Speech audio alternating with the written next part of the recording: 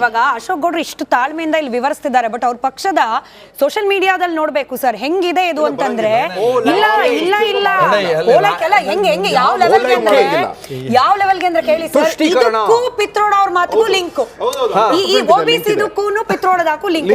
ಇದಕ್ಕಿಂತ ಇಂಟ್ರೆಸ್ಟಿಂಗ್ ಏನ್ ಗೊತ್ತಾ, ಇನ್ಹೆರಿಟೆನ್ಸ್ ಲಾ ಇದೆಯಲ್ಲ, ಇನ್ಹೆರಿಟೆನ್ಸ್ ಲಾನ ಯಾಕೆ ಇಷ್ಟೊಂದು ಪುಷ್ ಮಾಡ್ತಿದ್ದಾರೆ ಅಂತಂದ್ರೆ, ಇದು ಮುಸಲ್ಮಾನ್ ಸಮುದಾಯಕ್ಕೆ ಅಪ್ಲೈ ಆಗಲ್ಲ. ಯಾಕಂದ್ರೆ they have their own personal loss. ಆ ಪರ್ಸನಲ್ ಲಾಸ್ ಇರೋದಕ್ಕೆ ಈ ಇನ್ಹೆರಿಟೆನ್ಸ್ ಲಾ, ನೀವು ಪಿತ್ರಾರ್ಜಿತ ಆಸ್ತಿ ಏನೇ ಮಾಡಿದ್ರು ಕೂಡ ಹಿಂದೂಗಳ ಮೇಲೆ ಮಾಡಬೇಕು. ಇದೇ ಚರ್ಚೆ ಆಗ್ತಿರೋದು. ಇದೇನೆ ಮೂಲ ಪ್ರಶ್ನೆ. 2024 ಈ ಲೋಕಸಭಾ ಚುನಾವಣೆಯಲ್ಲಿ ಬಿಜೆಪಿ ಒಂದು ಮ್ಯಾನಿಫೆಸ್ಟೋ ತಂದಿದೆ, ಕಾಂಗ್ರೆಸ್ ಒಂದು ಮ್ಯಾನಿಫೆಸ್ಟೋ ತಂದಿದೆ. ನಾವು ಮೊನ್ನೆ ಡಿಬೇಟ್ ಅಲ್ಲಿ ಇದನ್ನೇ ಹೇಳಿದ್ದೀನಿ, ಬಿಜೆಪಿ ದೊಡ್ಡ ಅಸ್ತ್ರ ಆಗಿರುವಂತ ರಾಮ ಮಂದಿರ ನೀವು ಹೇಳ್ದಂಗೆ ಚರ್ಚೆ ಆಗ್ತಾ ಇಲ್ಲ. ಆದರೆ ಪ್ರಣಾಳಿಕೆಯಲ್ಲಿ ಇದೆ, ಆ ಪ್ರಣಾಳಿಕೆಯಲ್ಲಿ ಇದ್ದುದನ್ನು ಕೂಡ ಚರ್ಚೆ ಮಾಡ್ತಿಲ್ಲ. ಅದಕ್ಕಿಂತ ದೊಡ್ಡವಾದ ಒಂದು ವಿವಾದ, ಬೇರೆಯವರಿಗೆ ವಿವಾದ ಅಲ್ಲ, ಅದು ಇದೆಯಲ್ಲ ಯೂನಿಫಾರ್ಮ್ ಸ್ವಿಮ್ಮಿಂಗ್ ಕೋಡ್, ಇವರ ಪ್ರಣಾಳಿಕೆಯಲ್ಲಿ ಇದೆ ಬಿಜೆಪಿ. ಅದನ್ನು ಕೂಡ ಅವರು ಏನದು ಅನ್ನೋದನ್ನ ಹೇಳ್ತಾ ಇಲ್ಲ. ಹೇಳ್ತಾ ಇಲ್ಲ ಗೊತ್ತಿಲ್ಲ. ಅದು ಹೇಳಿದ್ರೆ ಅವರಿಗೆ ನಾನು ಯಾರು ಪರ ವಿರೋಧ ಅಲ್ಲ, ಆದ್ರೆ ಅದನ್ನ ಹೇಳಿದ್ರೆ ಖಂಡಿತವಾಗಿ ಬಿಜೆಪಿಗೆ ಸ್ವಲ್ಪ ರಾಜಕೀಯವಾಗಿ ಲಾಭ ಆಗ್ಬೋದೇನು, ಅದನ್ನ ಹೇಳ್ತಾ ಇಲ್ಲ. ನನಗನ್ಸುತ್ತೆ UCC ಇದು ಬರುತ್ತೇನೋ ಅಂತ, ಈ ಟ್ಯಾಕ್ಸ್ ಇದು ಇದೆಯಲ್ಲ, UCC ಇದು ಬರುತ್ತೇನೋ ಅಂತ ನನಗೆ ಗೊತ್ತಿಲ್ಲ. ಆದ್ರೆ ಅದು ಅಥವಾ ಹಿಡನ್ ಇರ್ಬೋದೇನೋ, ಆದ್ರೆ ಪ್ರಣಾಳಿಕೆಯಲ್ಲಿ ಇದನ್ನು ಚರ್ಚೆ ಮಾಡೋದು. ಕಾಂಗ್ರೆಸ್ ಏನ್ ಮಾಡ್ತಾ ಇದೆ, ಕಾಂಗ್ರೆಸ್ನವ್ರು ಏನ್ ಮಾಡ್ತಾ ಇದ್ದಾರೆ, ಅವರ ಏನೋ ಬಿಜೆಪಿಯ ಫೇಲ್ಯೂರ್ಗಳು ನಾವೇನ್ ಮಾಡ್ತೀವಿ ಅಂತ ಹೇಳಿ ನೇರವಾಗಿ ಹೇಳಿ ಅಧಿಕಾರಕ್ಕೆ ಬರ್ತಾರೆ. ಬಿಟ್ರೆ ಎಂತೆಂತ ಆಮಿಷಗಳನ್ನ ನೇರವಾಗಿ ಕೊಟ್ಬಿಟ್ಟಿದ್ದಾರೆ. ಭಗವಂತನಿಗೆ ಗೊತ್ತು ಅವ್ರ ಮೆಸೇಜಿಂಗ್ ಚೆನ್ನಾಗಿದೆ, ನೇರವಾಗಿ ಹೇಳ್ಬಿಟ್ಟಿದ್ದಾರೆ, ರಿಸ್ಕ್ ತಗೊಂಡ್ಬಿಟ್ಟಿದ್ದಾರೆ ಸರ್. ಬಿಜೆಪಿ ಅವರು ಎಲ್ಲೂ ರಿಸ್ಕ್ ತಗೊಂಡಿಲ್ಲ, ನೀವು ರಿಸ್ಕ್ ತಗೊಂಡಿಲ್ಲ. ಬಿಜೆಪಿ ಅವರು ಏನ್ ಮಾಡಿದ್ದಾರೆ, ಎಷ್ಟು ಬೇಕಷ್ಟು ಹೇಳಿದ್ದಾರೆ. ಆದ್ರೆ ಅವ್ರಲ್ಲಿ ಇರುವಂತ ಪ್ರಣಾಳಿಕೆಗಳನ್ನ ಜನರ ಜೊತೆಯಲ್ಲಿ ಅವರು ಬಿಜೆಪಿ ಚರ್ಚೆನೆ ಮಾಡ್ತಾ ಇಲ್ಲ. ಅವ್ರನ್ನ ಒಂದು ಪ್ರಶ್ನೆ ಕೇಳ್ಬೋದಾ? ನೋಡಿ, ಕಳೆದ ಒಂದು ವಾರದಲ್ಲಿ ನೇಹಾ ಮರ್ಡರ್ ಕೇಸ್ ಓಕೆ ಚರ್ಚೆ ಆಗಬೇಕು. ಬಟ್ ಈ ಲೆವೆಲ್ಗೆ ಬಿಜೆಪಿ ಅವರು ಓಕೆ, ಅವ್ರ ಮನೆಗೆ ಹೋಗಿ ಅದೆಲ್ಲ ಓಕೆ ಫೈನಲ್, ಅದಾಗ್ಲಿ, ಅವ್ರಿಗೆ ನ್ಯಾಯ ಸಿಗಬೇಕು. ಮುಸ್ಲಿಂ ಆಸ್ತಿ, ಮುಸ್ಲಿಮರಿಗೆ ನಿಮ್ಮ ಸಂಪತ್ತು, ಸ್ಯಾಂಪಿಟ್ ರೋಡನ್ನ ನ್ಯಾಷನಲ್ ಇಶ್ಯೂ ಮಾಡೋದು ಅಲ್ಲ ರೀ. ಇದು ಬಿಟ್ಟರೆ ಅಭಿವೃದ್ಧಿ ಬಗ್ಗೆ ನಾನು ಅಶೋಕ್ ಗೌಡ್ರೆ ಇವತ್ತು ಇಲ್ಲಿವರೆಗೂ ಒಬ್ಬ ಸೀನಿಯರ್ ಲೀಡರ್ ಕುತ್ಕೊಂಡು ಪ್ರಣಾಳಿಕೆ ಬಗ್ಗೆ ಮಾತಾಡಿ ಅಂದರೆ, ಇವಾಗ ನೋಡಿ ನಿಮ್ಮ ಪ್ರಣಾಳಿಕೆ ಇದು ಮಾಡಿದಾಗ, ಪ್ರಸ್ತಾವ ಮಾಡಿದಾಗ ಪ್ರಧಾನಮಂತ್ರಿ ಮೋದಿನೇ ಬಂದಿದ್ರು ಖುದ್ದಾಗೆ. ಇಲ್ಲಿ ಕರ್ನಾಟಕದಲ್ಲಿ ಇವ್ರು ಈಗ ತಾನೇ ಬದ್ರುದ್ದೀನ್ ಸರ್ ಹೇಳ್ತಿದ್ರು, ನಾನು ಈಗ ದಕ್ಷಿಣ ಕನ್ನಡಕ್ಕೆ ಹೋಗಿದ್ದೆ, ನಾನು ಆ ರೀಜನಲ್ಲಿ. ನೀವು ಮನೆಗೆ ಹೋದಾಗ ನೀವಿಲ್ಲಿ ಸ್ಟುಡಿಯೋಲಿ ಏನು ನಡೆಯುತ್ತೋ ಅಥವಾ ಕ್ಯಾಂಪೇನಲ್ಲಿ ಏನು ಹೇಳ್ತಾರೋ ಅದು ಯಾರಿಗೂ ಅದು ಎಫೆಕ್ಟೇ ಆಗಲ್ಲ. ಅದು ಏನು ಎಫೆಕ್ಟ್ ಆಗಬೇಕೋ ಅವ್ರಿಗೆ ಏನು ಬೇಕೋ ಅದ್ರ ಬಗ್ಗೆ ಚರ್ಚೆ ಆಗ್ತಿಲ್ಲ ಅಂತ ಆರೋಪ ಅಂದರೆ ಒಬ್ಸರ್ವೇಷನ್ ಕೂಡ ಅದು. ನೋಡಿ, ನಾವೀಗಾಗಲೇ ನಮ್ಮ 10 ವರ್ಷದ ಸಾಧನೆ ಮತ್ತು ನಮ್ಮ ಮುಂದಿನ 2047ರ ಕನಸು ಮತ್ತು ಈಗಿನ 5 ವರ್ಷಕ್ಕೆ ಯಾವ ರೀತಿಯ ಫೌಂಡೇಶನ್ ಇದೆ, ಆ 3 ವಿಚಾರಗಳನ್ನು ಸರಿಯಾದ ರೀತಿಯಲ್ಲಿ ಚರ್ಚೆ ಮಾಡ್ತಾನೆ ಇದ್ದೀವಿ. 10 ವರ್ಷಗಳಲ್ಲಿ ನಾವು ಕೊಟ್ಟಿರ್ತಕ್ಕಂತಹ ಸ್ವಚ್ಛ ಭಾರತ್ ಅಭಿಯಾನಲ್ಲಿ ಯಾವ ರೀತಿ ಸ್ಕೀಮ್ಸ್ ಕೊಟ್ಟಿದ್ದೀವಿ, ಉಜ್ವಲ ಯೋಜನೆಯಲ್ಲಿ ಯಾವ ರೀತಿ ಕೊಟ್ಟಿದ್ದೀವಿ, ಅಥವಾ ಹರ್ ಘರ್ ಜಲ್ನಲ್ಲಿ ನಾನು ಬೇಕಾದ್ರೆ ನಿಮಗೆ ನಂಬರ್ ಸಮೇತ ಹೇಳಬಲ್ಲೆ. ನೋಡಿ, ನಾವು ಸ್ವಚ್ಛ ಭಾರತ್ ಅಭಿಯಾನಲ್ಲಿ ಕರ್ನಾಟಕದಲ್ಲಿ 48,47,027 ಟಾಯ್ಲೆಟ್ಗಳನ್ನ ಕಟ್ಕೊಟ್ಟಿದ್ವಿ. ದೀನ್ ದಯಾಳ್ ಅಂತ್ಯೋದಯ ಸ್ಕೀಮ್ನಲ್ಲಿ 41,80,300. ನಿಮ್ಮ ಸಾಧನೆಯ ಜಾಹೀರಾತುಗಳು ಬರಲಿಲ್ಲ.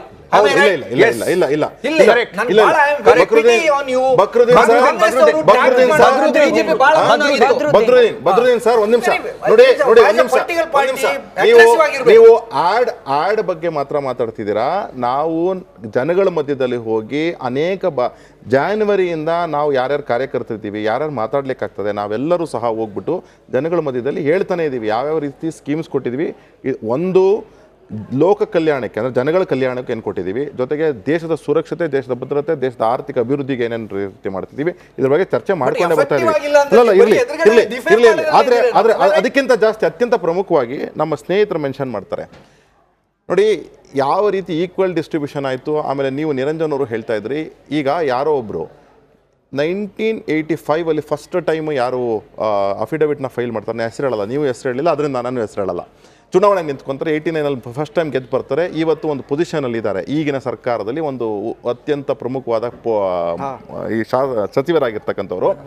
ಅವರು ಆವತ್ತು ಡಿಕ್ಲೇರ್ ಮಾಡಿದ್ದು ಕೇವಲ 2,000 3,000 ರೂಪಾಯಿ ಅವ್ರ ಆಸ್ತಿ ಅಂತ. ಇವತ್ತು ಅದೇ ಆಸ್ತಿ 1,400 ರೂಪಾಯಿ, 1,400 ಕೋಟಿ.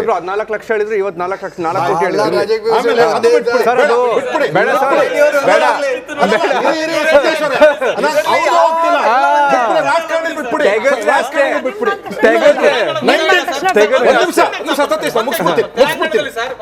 ಸತೀಶ್ ಐ ರಿಕ್ವೆಸ್ಟ್ ಅನೌನ್ಸ್ ಮಾಡಿದ್ದಾರೆ ಒಬ್ಬ ಬಿಜೆಪಿಯ ಅಭ್ಯರ್ಥಿ 6,000 ಕೋಟಿ ಬಿಜೆಪಿ ಅಭ್ಯರ್ಥಿ ಡಿಕ್ಲೇರ್ಡ್ ಸತೀಶ್ ಬಿಜೆಪಿ ಅಭ್ಯರ್ಥಿ ಎಲ್ಲಿಂದ ಬಂತು ಸರ್ ಹಾಗಾದ್ರೆ? ಸತೀಶ್, ನಾನು ಹೇಳಿ, ಹೇಳಿ. ಬಂತು ಸರ್ ಹಾಗಾದ್ರೆ? 1957 ಅಲ್ಲಿ ಧೀರುಭಾಯ್ ಅಂಬಾಣಿಯವರು ಅವ್ರದ್ದು ಅವ್ರ ಹತ್ರ ಇದ್ದಿದ್ದ ಕೇವಲ 15,000 ರೂಪಾಯಿ. ಕೊರೋನಾದಲ್ಲಿ ಅದಾನಿ ಅವ್ರದ್ದು ಎಷ್ಟಿತ್ತು ಡಿಸ್ಕಷನ್ ಮಾಡೋಣ ಸರ್. 15,000 ರೂಪಾಯಿ ಅವರು ಎಮ್ಎನಲ್ಲಿ ಹೋಗಿ ದುಡ್ಕೊಂಡ್ ಬಂದ್ಬಿಟ್ಟು ಅವ್ರ ಹತ್ರ 15,000 ರೂಪಾಯಿ ಇತ್ತು. 1958 ಅಲ್ಲಿ ಕಂಪನಿ ಸ್ಟಾರ್ಟ್ ಮಾಡ್ತಾರೆ. ಇವತ್ತು ಅವ್ರ ಕಂಪನಿಯಲ್ಲಿ ಬೆಳೆಸಿದ್ದಾರೆ. ಅಂದ್ರೆ ನೀವು ಇಂಥ ಎನ್ಕರೇಜ್ಮೆಂಟ್ ನ ಮಾಡೋದು ಬೇಡ. ಅವ್ರನ್ನ ಬಾಲ ಕಟ್ ಮಾಡೋಣ ಪರ್ಮಿಟ್ ರಾಜ್ ಮೂಲಕ, ಅವ್ರನ್ನ ಕತ್ರಿ ಹಾಕೋಣ ಅವ್ರಿಗೆ. ಅದಾದ್ಮೇಲೆ ಅವ್ರ ಸಂಪನ್ನ ಕಿತ್ಕೊಂಡ್ಬಿಟ್ಟು ಬೇರೆಯವರು ಯಾವನ್ ಕಷ್ಟಪಡಲ್ಲ, ಯಾವನ್ ಕಷ್ಟಪಡಲ್ಲ, ಯಾವನ್ ಬರೀ ಮಕ್ಕಳು ಕಷ್ಟ ಇರುತ್ತೆ ಅವ್ರಿಗೆ ಕೊಡ್ಬೇಕು ಅಂತ ನನ್ನಿಂದ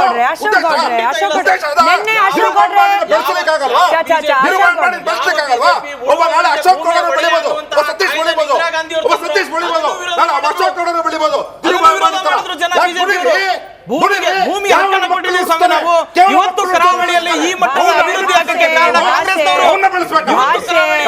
ನೀವು ಯಾರಿಗೆ ಹೇಳ್ತಿದ್ದೀರಾ?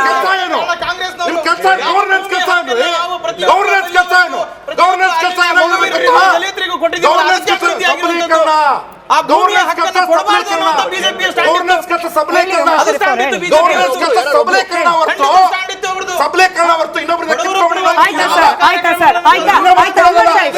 ಶರೀಫ್ ಸರ್, ಅದಾದ್ಮೇಲೆ ವೀರಣ್ಣ ಅವ್ರ ಪ್ರಶ್ನೆ ಕೇಳಬೇಕು. ಸಬಲೀಕರಣ ಮಾಡಿ. ಅಲ್ಲ, ಅಪರೂಪಕ್ಕೆ ನಮ್ ಡಿಬೇಟ್ ಇವತ್ತು ಕಿರ್ಚೋದಿಲ್ದಲೆ ನೀಟಾಗಿ ಹೋಗ್ತಾ ಇತ್ತು. ಅದೇನೋ ಮೋಸ್ಟ್ಲಿ ಇಲ್ಲಿ ಮುಹೂರ್ತ ಇವಾಗಿತ್ತು ಅನ್ಸುತ್ತೆ. ಇವಾಗ ಮುಹೂರ್ತ ಹೇಳಿ ಶರೀಫ್. ಒಂದು ಮಾತು ಹೇಳಿದ್ರು, ಒಂದು ಸಮುದಾಯ ಮಗುವನ್ನ ಹುಟ್ಟಿಸಕ್ಕೆ ಗೊತ್ತಿದೆ. ಫರ್ಟಿಲಿಟಿ ರೇಟ್ ಡೇಟಾ ಸಮೇತ ಹೇಳಿದ್ವಿ ಅದನ್ನ. 2.6 ಇರೋದು. ಐ ನೋ ಸರ್, ನೆನ್ನೆ ಹೇಳಿದೀವಿ ಅದನ್ನ. ಹೇಳಿದೀವಿ ಅದನ್ನ. ಮತ್ತೆ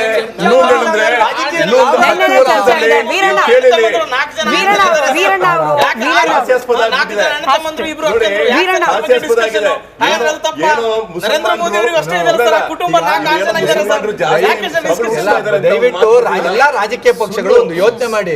ಏನ್ ಗೊತ್ತಾ, ಬಡವರಾಗೇ ಇದ್ದಾರಲ್ಲ, ಅದಕ್ಕೇನ್ ಮಾಡ್ಬೇಕು?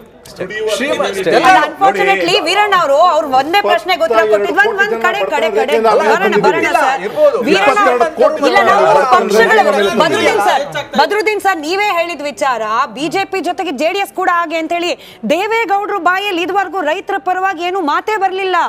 ನೀವು ಬಿಜೆಪಿ ಜೊತೆ ಸೇರ್ಕೊಂಡು ನಿಮ್ಮ ಮೂಲ ತತ್ವನೇ ಮರೆತು ಬಿಟ್ಟಿದ್ದೀರಾ ಅಂತ? ಖಂಡಿತ ಇಲ್ಲ ಮೇಡಮ್. ನಾವು ಪ್ರಾದೇಶಿಕ ಪಕ್ಷ ಆಗಿ ನಾಡು, ನೆಲ, ಜಲ ಇದ್ರ ಬಗ್ಗೆನೇ ಇರ್ತೀವಿ. ನಾವು ಬಿಜೆಪಿ ಜೊತೆ ಮೈತ್ರಿ ಇದ್ದೀವಿ, ಆದ್ರೆ ಸಿದ್ಧಾಂತಗಳು ಬದಲಾಗಲ್ಲ ಖಂಡಿತವಾಗ್ಲು. ಇವತ್ತವರೆಗೂ ಹೋರಾಡ್ತಾ ಇರೋರು ನಾವೇನೆ ಇಲ್ಲಿ ನೋಡಿ.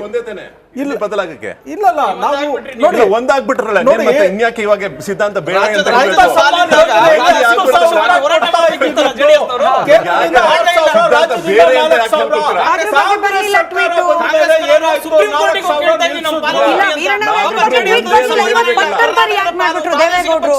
ಇವತ್ತು ನಾನು ಅದನ್ನೇ ಕೇಳ್ತಿದ್ದೀನಿ ನೋಡಿ. ದೇವೇಗೌಡರು ಪಟ್ಟಂತ ಟ್ವೀಟ್ ಮಾಡ್ಬಿಟ್ರು, ರೈತರ ಬಗ್ಗೆ ಮಾಡಿದೀವಿ ಖಂಡಿತ. ನೋಡಿ, ಮಂಡ್ಯದಲ್ಲಿ 96 ಅಡಿ ನೀರಿದ್ದಾಗ KRS ಅಲ್ಲೂ ಕೂಡ ಅಲ್ಲಿ ಕೃತಕ ಒಂದು ಬರ ಇದಾಯ್ತು ಮಂಡ್ಯ ಜಿಲ್ಲೆನಲ್ಲಿ. ಇವತ್ತು ಅಲ್ಲಿ ರೈತರುಗಳು ಎಲ್ಲ ಕಳ್ಕೊಂಡಿದ್ದಾರೆ.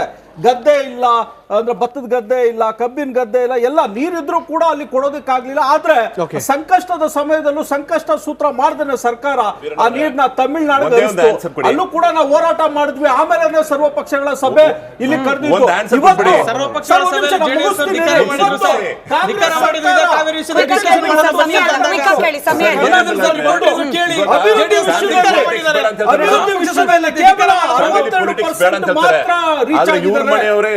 ಎಲೆಕ್ಷನ್ ನಿಂತ್ಕೊಂಡಿದ್ದಾರೆ. ಏನ್ ಅವ್ರು ಮಾತಾಡೋದು ಕೇಂದ್ರದ ವಿರುದ್ಧ ಕೆಲಸ ಮಾಡಿ ಸರ್. ನಿಮ್ ನಂಬರು ಇವ್ರು ಹೇಳಿದ್ರಲ್ಲ ಈ ತನ 20 ಕೋಟಿ ಜನರನ್ನ ನಾವು ಬಡತನದಿಂದ ನಾವು ಎತ್ತಿದ್ದೀವಿ ಅಂತ. ಎಲ್ಲಿದೆ ಸರ್? ಯಾರಿಗೂ ಗೊತ್ತಿಲ್ಲ ಸರ್ ಇದು ಗೊತ್ತಿಲ್ಲ. ಕರ್ನಾಟಕ ರಾಜ್ಯದ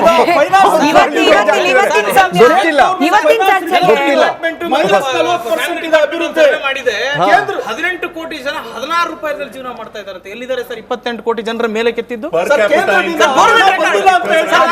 government record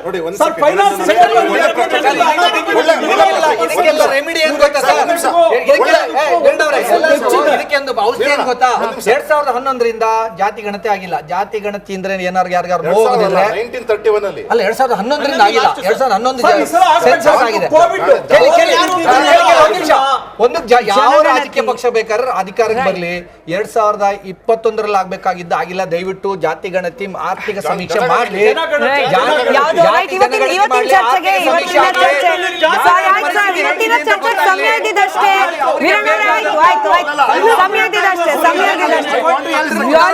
running out of time. ಇಲ್ಲ ಸರ್, ಇದು